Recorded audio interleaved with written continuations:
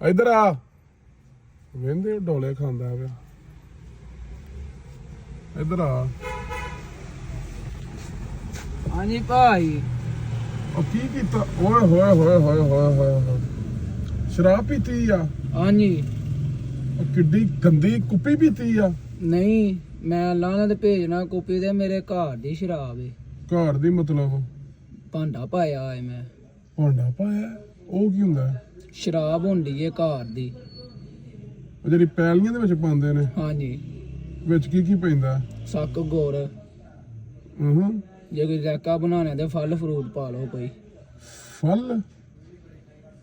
ਕੇਲੇ ਹੋ ਗਏ ਅੰਗੂਰ ਹੋ ਗਏ ਮੈਂ ਫਲ ਫਰੂਟ ਅੱਛਾ ਕੇਲੇ ਉਹ ਫਰੂਟ ਵੀ ਪਾ ਸਕਦੇ ਹੋ ਹਾਂਜੀ ਫੁੱਲ ਟੈਟ ਹੋਇਆ ਇਸ ਟਾਈਮ ਫੁੱਲ ਸਰੂਰ ਚ ਫਰੂਟ ਚ ਅੱਛਾ ਅੱਛਾ ਨਾ ਮੈਂ ਕਿਸੇ ਨੂੰ ਤੰਗ ਕਰਨਾ ਮੈਨੂੰ ਕਿਸੇ ਨੇ ਕਰਨਾ ਤੇ ਮੈਂ ਉਹਨੂੰ ਕਰਨਾ ਮੈਂ ਨਹੀਂ ਕਿਸੇ ਨੂੰ ਤੰਗ ਕਰਦਾ ਹਾਂ ਹਾਂਜੀ ਐਤਕੀ ਕੀ ਉਹ ਮੇਲੇ ਦੇ ਉੱਤੇ ਕੀ ਸੀਨ ਪਾਰਟ ਹੈ ਮੇਲੇ ਦੇ ਭਾਈ ਭਾਂਡਾ ਪਾਇਆ ਏ ਜੇ ਕੋਈ ਤੁਹਾਡੇ ਪੁਰਾਣੇ ਆਏ ਤੇ ਪਿਆ ਦੇਾਂਗੇ ਮੇਰੇ ਇੰਜ ਦੇ ਪ੍ਰਾਹੁਣੇ ਨਹੀਂ ਆ ਅੱਛਾ ਜੀ ਐਬੀ ਵੈਲੀ ਬੰਦਿਆਂ ਨਾਲ ਮੇਰਾ ਨਹੀਂ ਤਲਕ ਹੈ ਠੀਕ ਹੈ ਭਾਈ ਹੋਰ ਤੇ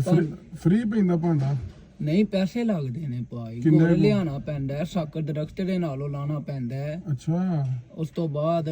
ਹਾਂ ਕਿ ਨਾਲ ਹੀ ਦਾ ਫਲ ਫਰੂਟ ਪਾਉਣਾ ਉਹਦੇ ਵੀ ਪੈਸੇ ਲੱਗਣੇ ਨੇ ਗੰਦਾ ਫਲ ਨਹੀਂ ਗੰਦਾ ਸਹੀ ਸਾਫ਼ ਸਾਫ਼ ਤੇ ਕੋਈ ਚੋਰੀ ਕਰਕੇ ਲਾਈਏ ਵੇ ਤੇ ਨਹੀਂ ਕੋਈ ਖੜ ਸਕਦਾ ਕਿਉਂ ਆਪਣਾ ਡੇਰਾ ਹੈ ਇੱਕ ਖੁਫੀਆ ਹਾਂਜੀ